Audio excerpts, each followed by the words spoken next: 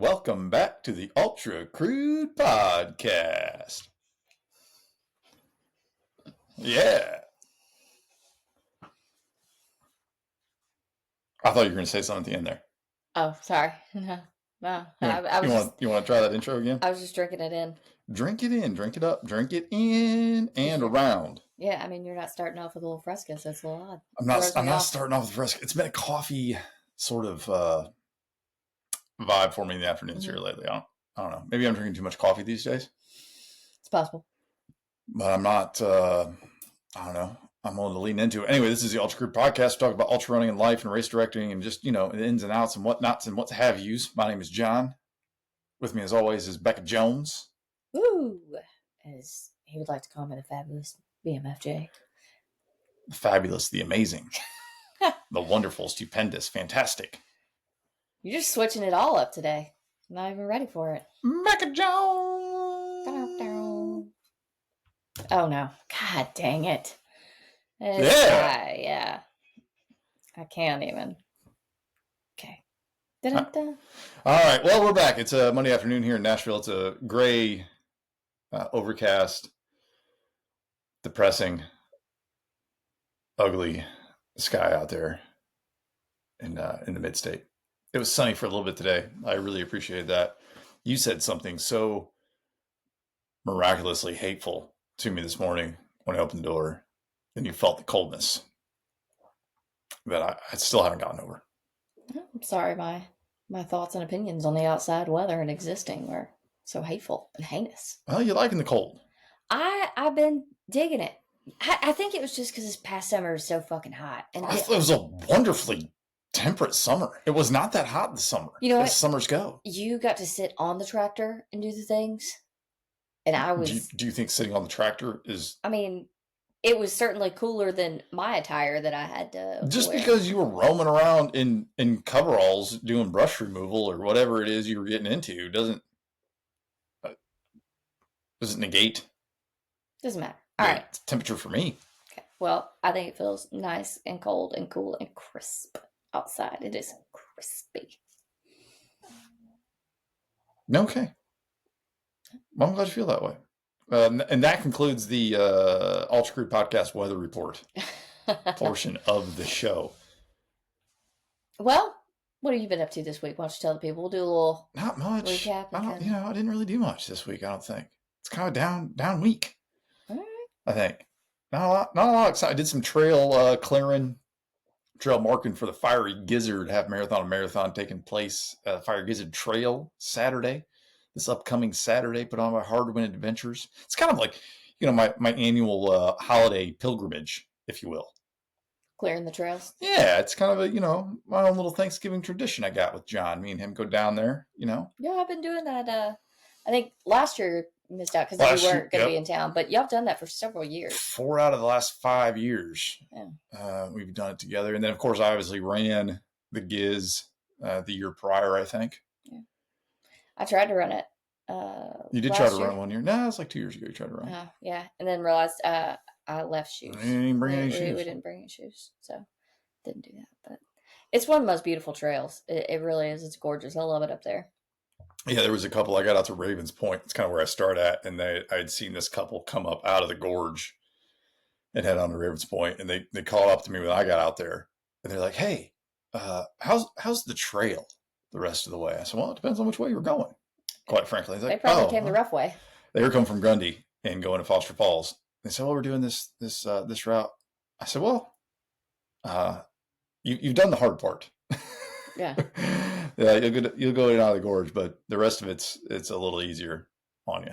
So I think they were very relieved for that. Yeah, I mean, I would imagine that section they were coming out of is. Yeah, dog holes. I mean, as soon as you get to Ravens Point, take dog hole over to the end. It's pretty easy. Yeah, running. Mild. Yeah, it's pretty mild for the most part. Yeah. Beautiful trail. Wonderful day for it. Yeah, so this kind of kicks off. I guess it is the week of Thanksgiving. Do you have any Thanksgiving traditions you want to share? Do you want? Well, usually we eat too much, and then I go on a little hike through the woods. That's it. You have any fond Thanksgiving memories? Oh. Memories of Thanksgiving in our minds. I don't really have anything that stands You got out. nothing. No. All right. Well, this won't be a holiday show then. You got something?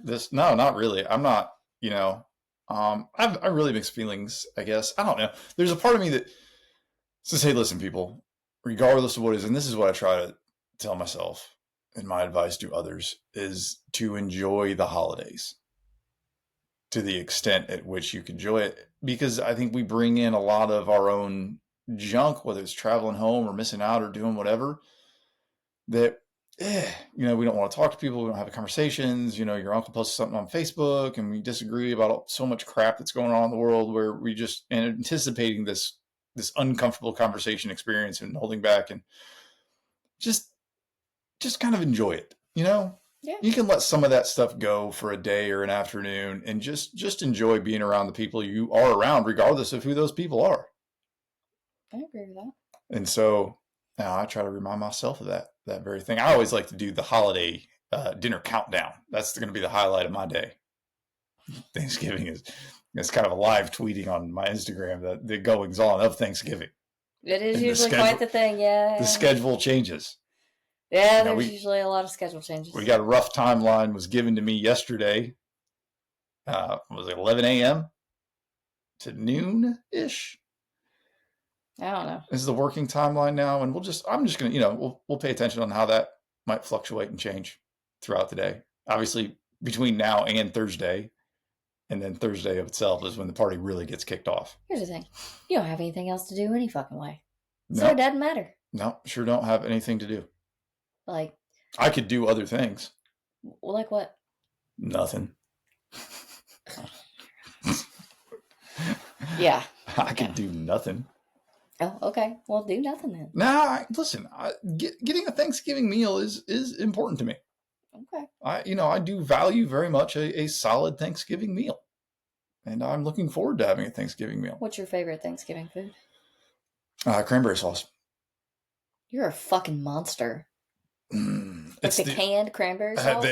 I grew up on the canned cranberry sauce, and it was fantastic. It was made in that. It came out of the can with that mold on it, and it's the only time of year you really eat cranberry sauce. Now they got some fancy cranberry sauces now, especially Publix. It's got some stuff going on. I wouldn't mind getting a little bowl of that, and it doesn't have gluten in it, so I can actually eat the freaking thing. But yeah, it's you can have turkey other times of year. You're gonna have some turkey. You can have lunch meat turkey and turkey sandwiches, and turkey is more universal than I think cranberry sauce is a Thanksgiving only meal. Deviled eggs. There's a lot of summertime deviled eggs going out there. You know what I mean? And I love me a good deviled eggs, and you're great at making deviled eggs. Oh, thanks. Don't get me wrong. You are a top tier deviled egg maker, and I plan on enjoying some deviled eggs. I don't know if I plan on making deviled eggs, but I need to get this stuff together. It was funny. Popped up in memories. The one Thanksgiving my family familial unit has spent together 20 years was a couple of years ago. So it popped up on my Facebooks, and Mom was refusing to make deviled eggs. Deviled eggs were not on the menu, and she wasn't going to make them. I was a little touch and go situation. I remember it well. Then my brother showed up with 2 plates of deviled eggs, and the Thanksgiving was saved. Okay. If you're going to a Thanksgiving and there aren't deviled eggs, I don't know what to feel. I don't know. We're probably at dinner with Al Qaeda. Yeah, well, it's also one of the things that is going to be homemade. Mm-hmm. You listen. You know that the devil you can't cater in deviled eggs.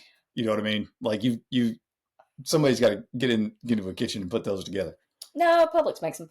Do they really? Yeah, they do. I don't think I want to eat a Publix deviled egg. Not great.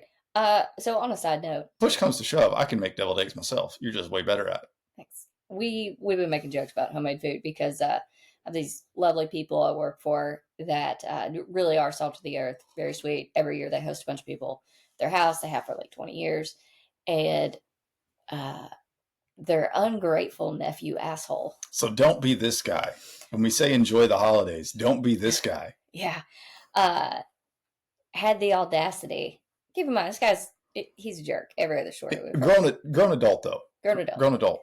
Had the audacity to ask in their family group message, can it be, can we have homemade food this year? And can it just be family? Because usually they invite, friends and people at church that don't have family, don't have anything going on, that kind of, Good Thanks. people stuff, Yeah. and they have it catered by. They pick up food from the Meat and Three Barbers out on Highway 41 or whatever.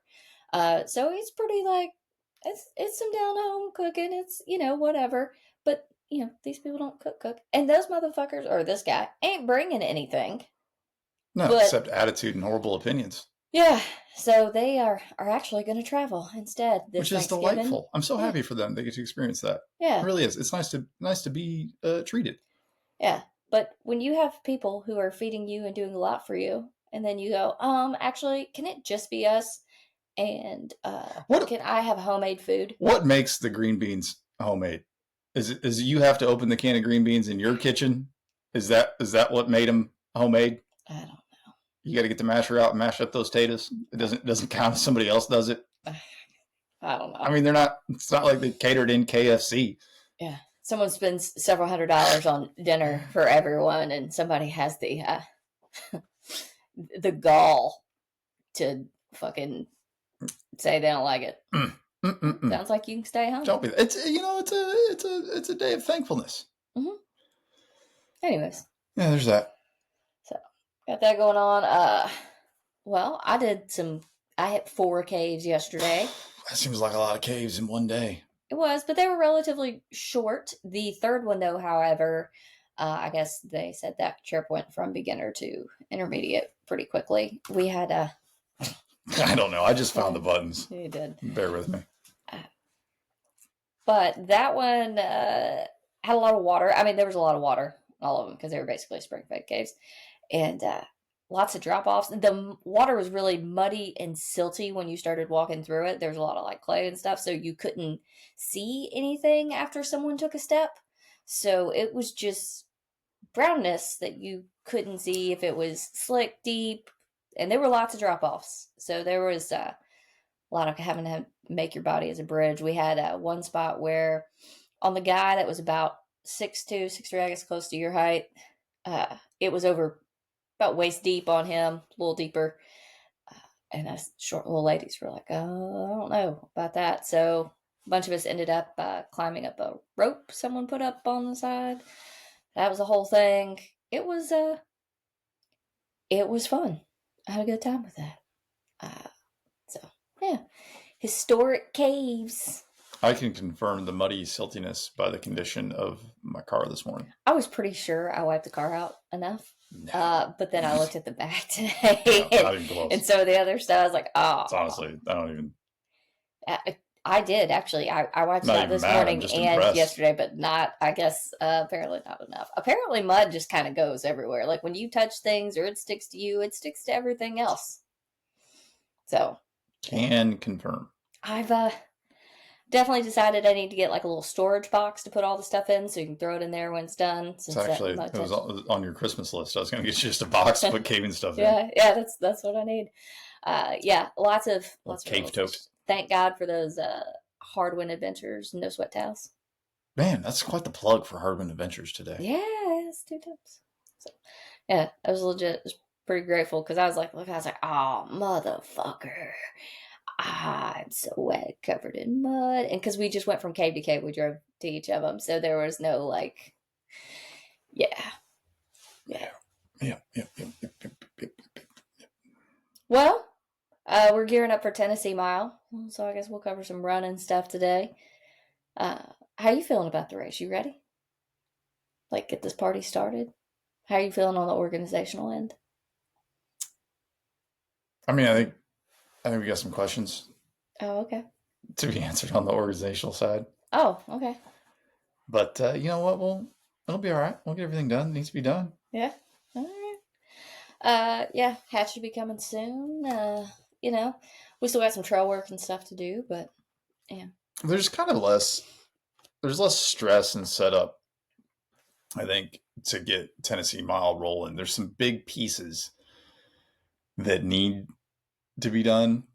Mm-hmm. Obviously, there's a lot of work that goes into putting the race on, but it's a more relaxed race to start with. Yeah. And there's more leeway. So Tennessee Mile is a lot more relaxed for me than Mid-State. It's a lot more enjoyable than Mid-State in a lot of different ways because there isn't the clock running. There's no clock. We actually get to go out there with people, hang out, enjoy. It's not Oh, just having to stand around in the corral. I mean, yeah, like I get to leave the corral, but I think over these past couple years I've made a point to be back more like when people are out and do those things. yeah, But yeah, and not having to be glued to a small spot is actually yeah. really nice. So it's nice. It's nice that I can wander around a bit, take a break, Hmm. even do some loops with some people. So I look forward to doing that. Yeah, I'm curious to see how the 3 hour goes this year. Yeah, I'm gonna see. I'm gonna look up how many entrants we got. For those who may not know, why don't you tell them about the course? But The Tennessee Mile takes place on the same course as Midstate. It's the same 1.1 mile loop, 340 feet of elevation gain. And instead of saying, hey, you only have 20 minutes to do this for as long as you can do it in 20 minutes, we say you have X hours to do it. So you can sign up for anywhere from 40 to 3 hours and then just run as many loops as you can or feel like in that time frame. That 40 hour starts on Friday night, just before dark. So usually you can get about a loop in, maybe a loop and a half. And then we start the 24 hour on Saturday morning, and the race all ends. It culminates at, I think, 8 o'clock Sunday. okay. So those 40 hour people get a lot of darkness. And if Midstate is something you're interested in, we always highly encourage you to come and run the Tennessee Mile. One, because it's going to give you a little bit more priority selection when it comes to getting into Midstate, and it gives you a chance to really see what that course is going to do to you physically and mentally over a longer time frame. So I do think this is the least amount of people we've ever had in the 6 hour. So far, we only have 7 signed up for the 6 hour. Good gracious. Yeah. Uh, looks like some more people decided to take on like the 3 hour. Yeah, that's probably why. Yeah. It's because we have a 3 hour option. Well, people, I can only we ever still run only 3 hours. about 20 or so in that, but 8 hour, I think this is a record. We've got like 11 people signed up for that. And that is an interesting time slot. So we start the 8 hour at midnight Saturday. So 12 a.m. Sunday morning is when that starts. And we started that because we don't so much allow pacers Mm-hmm. to a certain extent, but we wanted people to be on the course. Yeah. We wanted some more souls out there because it can get real lonely and real dark. Yeah, and real cold. So this was a way to encourage people to come out and run with somebody they know in the darkness of night, and just put a little energy, a little life into some things. oh yeah, little energy. And I mean, a race that starts at midnight, that's great for nighttime training runs and stuff like that. Sure is. If you're planning on doing some longer stuff. But the 12, 24, and 40 all have like 30-ish people in them. So that's kind of where everybody's at. But that 40 and 24 is usually our biggest field. I think 12 is usually really good. Mm-hmm. It's a solid 12-hour run. Starts at 10 a.m. Yeah. So everybody's going to get a taste of the darkness because it gets dark at 4:30. Yeah. So I mean, I think we're about maybe like 30 spots or so away from selling out, which I think I capped it at like 150 that sounds about right. or 140. Yeah. Like usually we end up starting around 120 or 110 in there, I think. What do people need to look out for when it comes to running the Tennessee Mile? Are there any pitfalls, traps you see people fall into? There ends up being a lot of downtime. We do have a lot of crossover from Mid-State Mile people to to this, and yeah, that being able to come back, sit down. The darkness early too really gets people.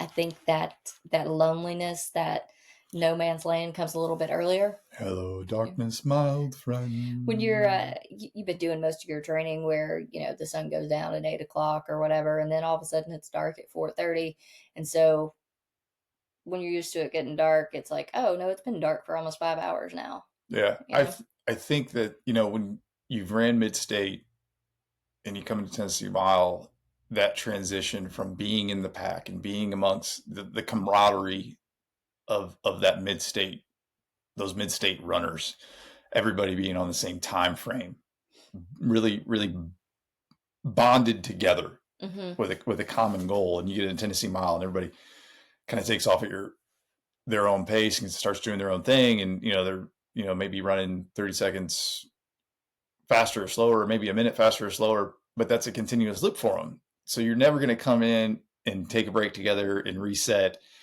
and kind of lock arms like we've got this, that has a tendency to really let people down. Mm-hmm. And then they fall into this trap of loneliness and isolation because you are. It's a much more traditional race in that extent where you could be just logging miles by yourself, and but you feel like you should be doing it all together because you're all in this one loop, right? Your Mm-hmm. camps are all really close together, and so you feel like you should be much closer based on, just the proximity of the race, but also based on experience of running that loop all together as one. So you you I think runners have a tendency to just not trust themselves in it, and when they do get frustrated to get down, they might lean into that a little bit more and doubt what they're capable of Mm-hmm. because there's just an easy out. There's Oh yeah. there's nobody running alongside you to say, "Hey, let's stay in this. Let's keep going." Oh It's yeah. it's dark and it's cold, and you don't feel good. You've been running by yourself, and so you kind of cash in your chips on what your potential is. Yeah. I agree with that. It's definitely a theme that repeats itself each year. Very excited. Steve Panzik is bringing about 8 people with him this year. They're coming down, so it's gonna be a good time from New York. Yeah, I don't know what it is. I mean, I think Steve is a great guy. He's obviously smart. He works hard. He trains hard. He seems relatively intelligent, but he's obviously surrounded himself with some dumb people. I I thought Steve had smarter friends than that. No, I think he's talked them into it. He's the bad influence. Well, then they're gullible. Yeah, nah, I'm excited to see what they do and to Yeah. see some new faces. I think we have a lot of new faces coming out to the mountain, and I think that's where that's a lot of people too doing some of the shorter distances. There's a lot of names I do not recognize, and this is one of the cool things about the race. It's great to see people bump up in that time frame too. Yeah, 100%. And I'd say the Tennessee Mile is a race I would always encourage people to run. Kind of opposite for Mid-State. Maybe it's bad form, but when people ask me the best strategy to run Mid-State, I say, well, just not doing it is probably the best thing you can do. Yeah, yeah. Because it's brutal and unforgiving. Tennessee Mile is very forgiving, but it pushes you into this space where you have to be accountable to yourself. And I think all looped races do this to a certain extent. Like you have to be willing to go through the darkness on your own, both the presence of darkness that is physical and real, and it's dark for 12 hours, but the emotional, metaphysical darkness that you can experience out there through that. There's not really anybody around you to lift you up and keep you going. Yeah. There just isn't. You have to be in that space. And, contrary to some other loop races where there's a huge vibe center and popping aid stations out on loops, or, Merrill's where it's flat, where you can see everybody else running the entire time, you can't see anybody else out there. Now, I would really like to get to the point where we kind of have something going at the crossroads too. I think that would be a really big help and lift some people up for sure. And that's a great spot for it. Yeah, and not to say we don't do anything at all. There's lights out there. We do some lights, we do some fires. We create a certain ambiance, but it's not an over energetic hype station ambiance. It's more of comfort and relaxation. Yeah. Ambiance that we curate. Well, like the lights and stuff, that's kind of like you're almost through this. It's kind of like a good checkpoint for, oh, okay, we're almost there. Like this loop is almost over. That seems to be kind of the relief for people. So, yeah, maybe one of these days we'll get some going at the crossroads. You never know. But I will say I'm not going to run it because I enjoy actually being able to run with people and hang out. So, yeah, it's not going to be me heading that up. This is probably bad for a race director to say, but yeah. No, there's just some things that are outside your capacity to do. Yeah. And can't do it all.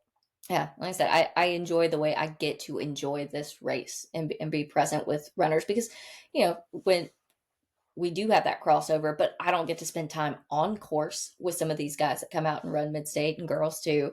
I don't really get to spend time with them. I just have to stand there and watch them or go out and cheer. So it is nice to actually be able to go and do a couple loops and get to know some of these people that we have coming back year after year, event after event, actually alongside them. It is. Yeah. And, it gives you the opportunity to jump in and really help somebody a little bit more. Now you've got to be careful because you got a race coming up the weekend after. I do. And So usually, you should be well in taper mode and I've wanted to do Beast of the taking East it easy. for a long time, but usually getting ready for Tennessee Mile has been pretty crazy, pretty just stressful. It just because there seems to be a lot to do, but we also, I think, have streamlined a lot of those things. And this year, I'm going to be much more conscious of my energy and that I don't want to be exhausted the week after since I do have a race and an event. So I think the past couple of years, I've done the gear rental like up until that week and done like 20, 25 setups. I'm not doing that. We're not doing more than 15. And if we don't sell these next couple, I'm just going to shut it down because I'm not spending a bunch of trips going over to and from storage. I want to make my list of everything I need to grab and do it in one or two trips and not running back and forth and worried about getting over there. I hate to see anyone have to go and spend money on stuff that we have, but I'm not going to do that this year. I'm going to get everything set up earlier in the week or as early as I can, weather dependent, and have that Whew. squared away. And, I'm going to have awards done in these next few days. And I still got syrup and stuff and things to make that I pinky promise we're going to go. Next couple days, you're Yeah, gonna have awards done. That means by the weekend. definitely by the weekend. But I saw this thing yesterday, and I was doing the scrolls, and it's how people with ADHD recognize time. oh, yeah. It's It's like different. dinner is at 8 o'clock, and what they hear is dinner isn't now. Mm-hmm. Yeah. Yeah. You know what I mean? We're like dinner's 8 o'clock. I was like, okay, so I can do this and that, and then I need to do these two things before dinner because dinner is at 8 o'clock, and I need to get ready for dinner. And there's only so many things I can put in the space between now and dinner. No, it's ADHD people. Just There is no how much can we yeah, fit in it. It's everything. you just acknowledging that there is a dinner, hmm and it is not right now. Pretty much. So onward. Carry on. Yeah. Let's see how many new things we can start. Fantastic. That's kind of like how the awards in the race goes. Yeah. It's kind of like there is a race, but the race isn't now. Yeah. Every year we've pretty much been finishing them up on Thursday night or Friday, and then bringing Friday them night. on. Yep. Yeah. You've done that before. So, yeah, we're not going to do that. I'm going to have everything. We also have a done. dinner to plan for Saturday night. Yeah, for sure. Just checking. I'm just checking in. Here's a beautiful thing about online shopping.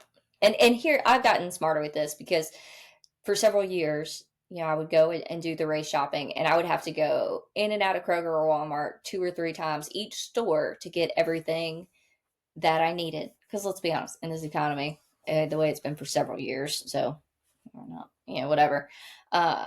You need to shop the deals. You need to see what you can do so we can get the most bang for our buck. Mm-hmm. And when you are buying as much as we usually are, and especially for like fruit and stuff like that, and mid-state, if you're buying a bunch of items, that stuff that accumulates quickly. If you're spending an extra $1.50 here, an extra $1.50 here, $2, whatever. So lining up the deals, making my list, and doing the online shopping where I just pick it up. I'm so proud of myself because you've just not lived till you've had to do just a whole cart of 2 liters at Walmart, then take it all out to the car, then come back in and get all like your paper goods, and then take all that out to the car, then come back in and get all like the ramen and broths and all those other things. And because there's only so much space in a cart. Huh. But yeah, now I'm gonna say it takes a little extra time.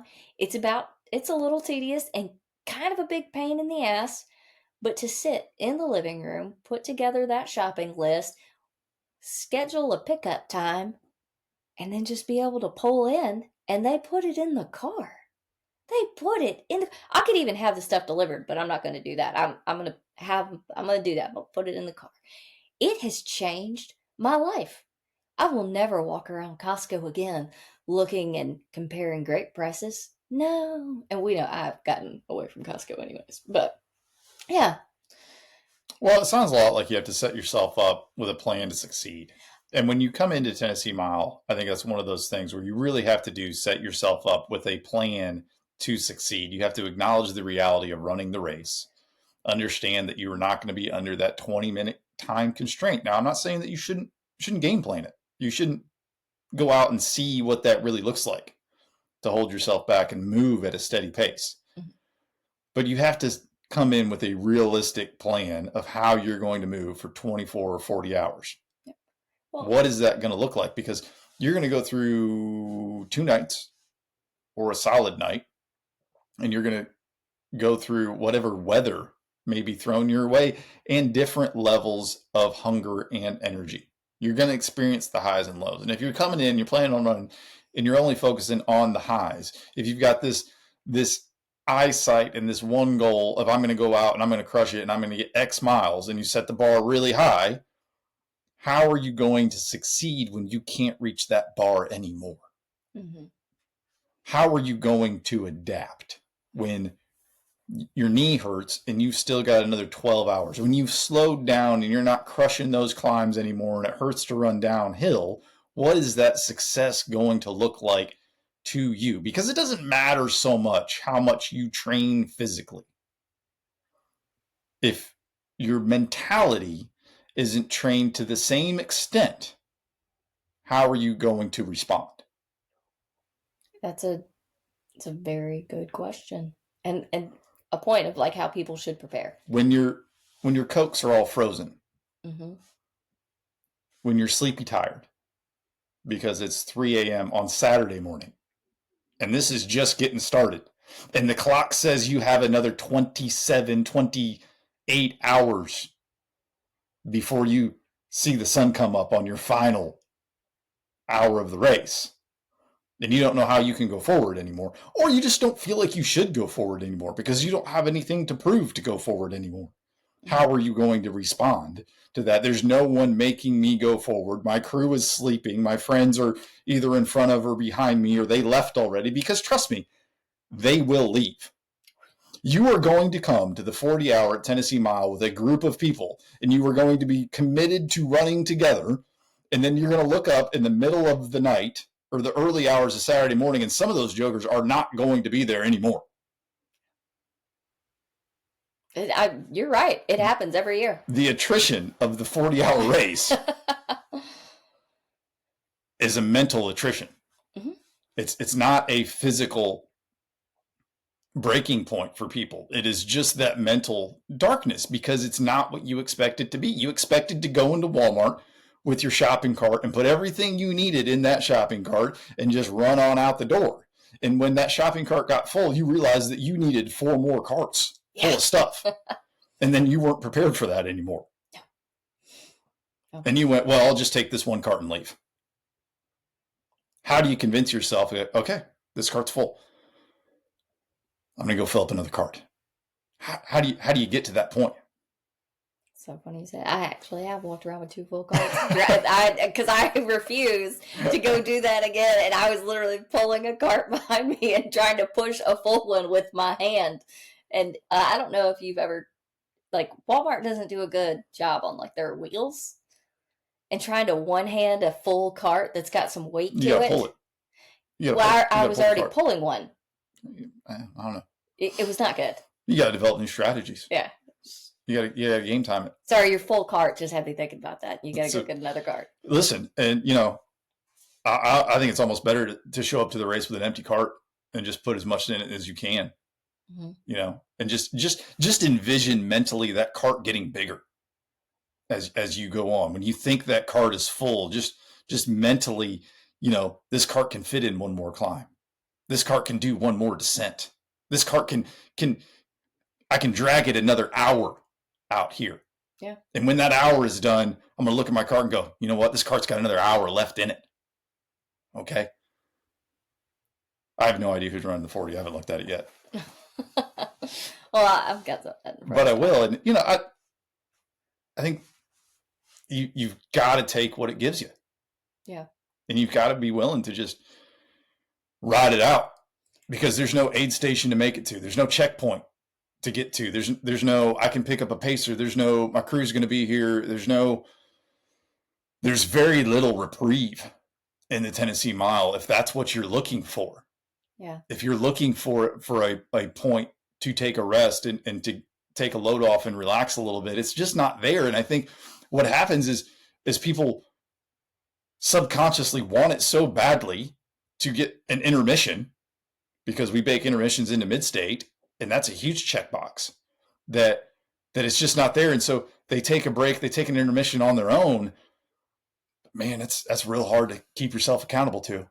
Oh, no doubt. Yeah. And they sit down and they take their intermission and they sit there for 20 minutes thinking, I don't have to go back out there.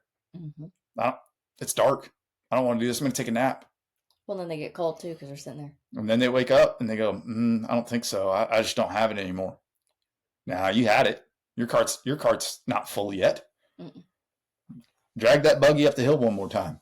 You know, one of the other pitfalls we see, or we see people fall into, is they have bumped up in time. You know, giving them the ability, as they should. Yes, giving them the ability to set a further distance goal, and you really have to be intentional. And I will say this to anybody, and Amy, talking to you too. You have to be intentional about your time, because there is more time to waste. And when you have decided that you want to do more miles, you also are presented with more opportunities to waste time.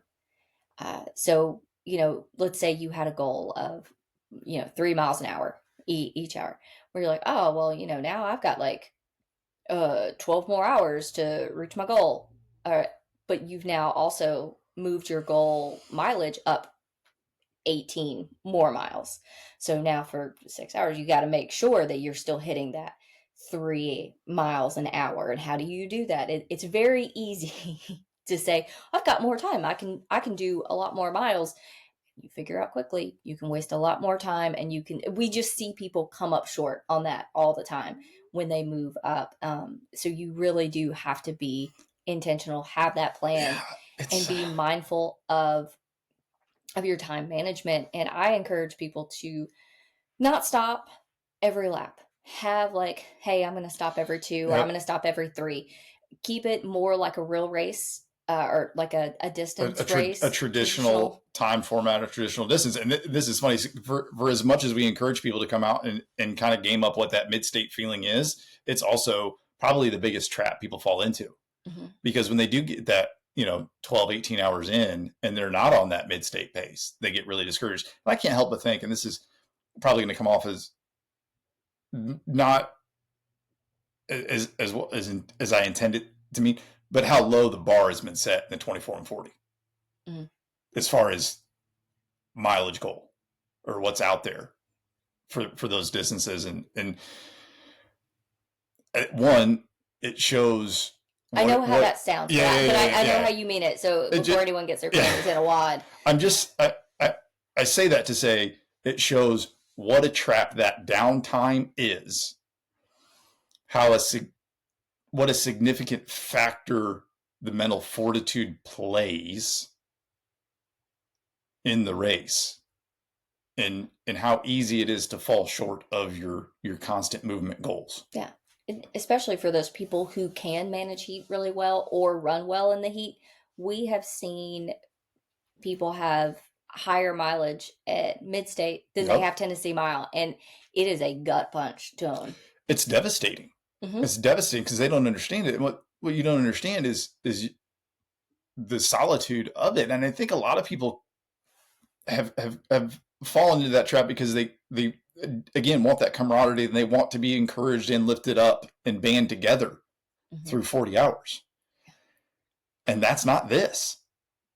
Like, this is the last hours of Midstate, more or less. Yeah. For 40 hours. Yeah. This is, how do you respond?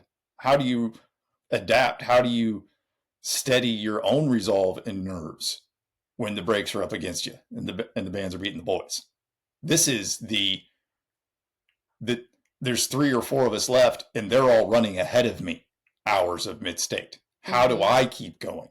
How do I say I can keep doing this and I'm doing all right? Those guys want to run a 17-minute pace. That's on them. I'm going to hold this 19-minute pace for another day and a half.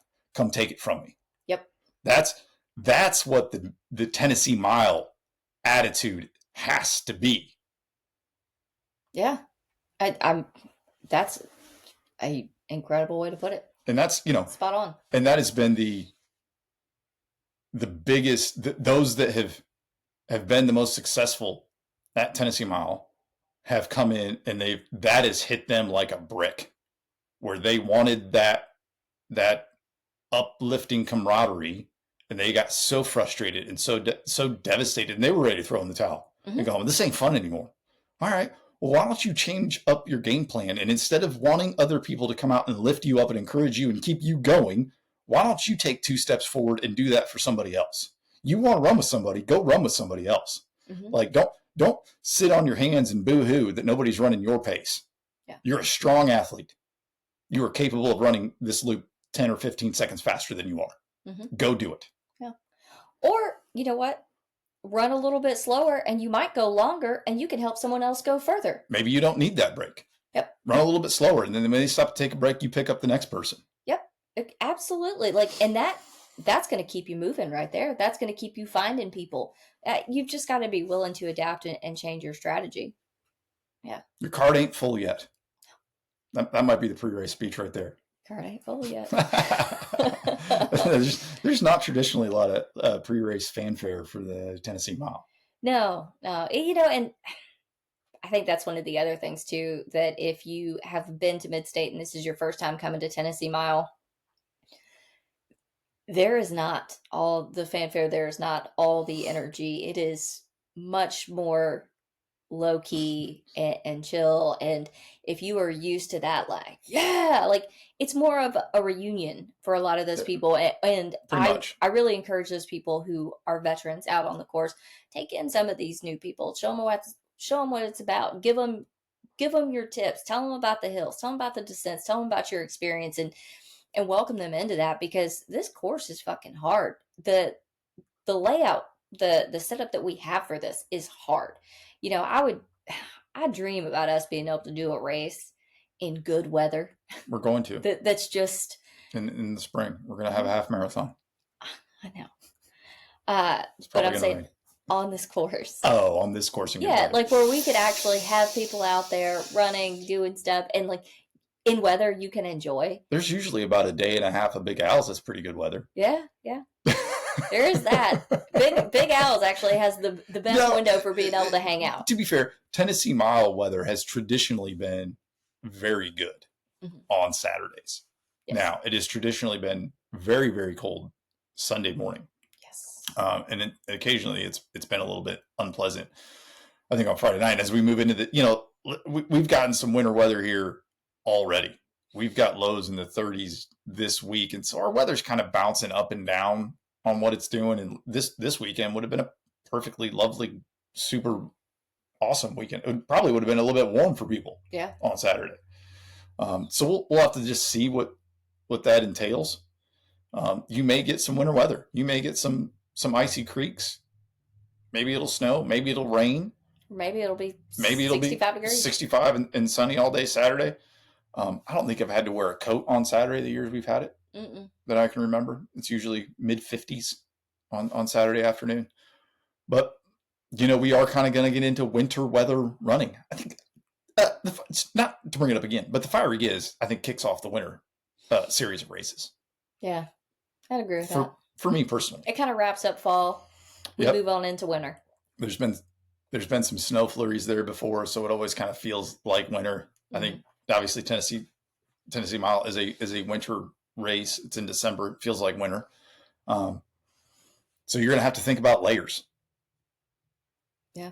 When you're running in the winter, when you're running Tennessee Mile, you're thinking about heat management. You can't just run out and get sweaty and be soaked and drenched in sweat for 8, 10, 12 hours like you can in the summertime. Yeah. That's a good way to get hypothermia. Yeah. And, keep in mind, whenever you stop moving, when you've been doing the moving, you will feel warm initially, but in about 3 minutes, you are going to get cold. Freezing cold. So it doesn't matter if you come in and you're like, oh, I feel good. If you sit down, wrap yourself in a blanket, cover up. Do not give yourself the opportunity to get cold, because once Yep. you get cold, it's much harder to get warm again. Now, you get out there, you get running, climbing on those hills. You can warm up relatively fast, but No, you're gonna want to bring some layers, bring mhm. some changes of shirts, so that you are, when you are cold and soaking wet, you can put on something dry to sit in and go back out if you're gonna take a break. Yeah. One of the biggest ways you can help your body's thermoregulation is wear pants, especially when it is cold outside. And I know runners still like running in shorts, and they're like, well, I just wear a long sleeve and I'm good. It does not help you maintain your body heat and your temperature as well. Some of these dudes run really hot. We're not talking about you, Josh Brandt. You don't need to wear pants, buddy. No, he does not. Yeah, his body temperature runs very runs. But for most people, your average runner, pants, especially after dark. And we see it all the time in like races, like down in North Georgia or North Carolina, and people like, I see it in race report after race report. They're like, I just got too cold, and then I look at their pictures and they're wearing fucking shorts, and I'm like, yeah, No motherfucker, wonder of you got course you. cold. No Yeah. wonder, yeah, like your body cannot thermoregulate as well in cold and wet conditions, especially uh, without pants on. So wear the pants and then do like a tank top, or if you want to go shirtless and wear some tights, you are going to maintain Yeah. your temperature better. And also, like, you've got to actively manage your heat. If you're wearing a jacket or something that zips, I'm a big fan of zippers Mhm. when it comes to running in the winter, because when you start climbing, you're going to start heating up. And so you've got to unzip that joker, that jacket, whatever it is, and get it vented to let some of this heat out. Yeah. So that when you start, when your climb is finished, your core temperature is going to drop a little bit. You're not working as hard. Now you can zip it back up Yeah. and keep warm. So, I think heat management, cold management is something that you have to really work active at to get in a happy balance of not being overheated. Because I'm cold, I'm going to put on a bunch of layers because I want to be warm, and then I'm sweating, and now you're cold and you can't get warm. Yeah. A few other items that I really like are arm warmers, because you can pull those up and down. If you want to trap a little bit more body heat and stay warm, just a buff around your neck. Even if you have on a tank top and shorts or pants, Yeah, buff. Yeah. A buff will trap a lot of heat around your neck and keep you feeling warmer than, warm and being cool. Like you don't have the jacket trapping stuff. Yeah, especially if there's no weather. Now, if you're getting sleet and rain and stuff like that, it's a bit different. But we'll just say like Tennessee Mile specific, you could do well with that, some arm sleeves and some less clothing. Yeah, and I think too, a big mistake is it gets into colder temperatures and people wear more traditional clothing that doesn't wick moisture away and retain heat while wet. Yes. This is why smart wool and wool fabrics are better all the time than cotton is, and even blends, because when they get wet, they still retain heat in their insulative properties. Mm-hmm. So you're going to want to pick out some of those. Yeah.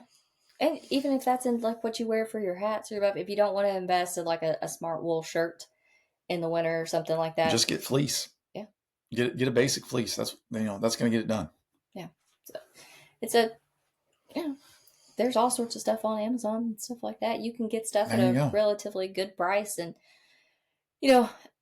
the more layers you have on too, the more you're likely going to sweat and not realize that you're sweating. Yep. And the more electrolytes you are going to lose. And most people don't drink as much during cold weather. So they're still sweating, not wintertime sweat, but because you have on 3 layers and you're climbing and you're hot and you're sweating. Like if you were to take off your clothes, you're probably pretty wet up against your body. You're probably pretty soaking. Sure are. Yeah. So minding that hydration, that you're taking in enough water and electrolytes, still probably not as much as summer, but be mindful of your layers so that you can stay aware of how much you are sweating. Good stuff. Yeah. Talk running stuff. Man, look at us talking about run stuff on a running podcast. We got anything else for him today, Miss Jones? No, I think that's probably about it. we've been going for about 50 minutes. We could dive into some more stuff, but that'll take over too Yeah, they don't much. want to listen anymore. All right. Well, I guess that'll wrap it up, and we'll come back next week with a I don't know, post Thanksgiving breakdown, I reckon. All right. All right. Well, hey, thanks everybody for listening to the Ultra Group podcast. As always, I'm your host John, and with me the fabulous BMFJ.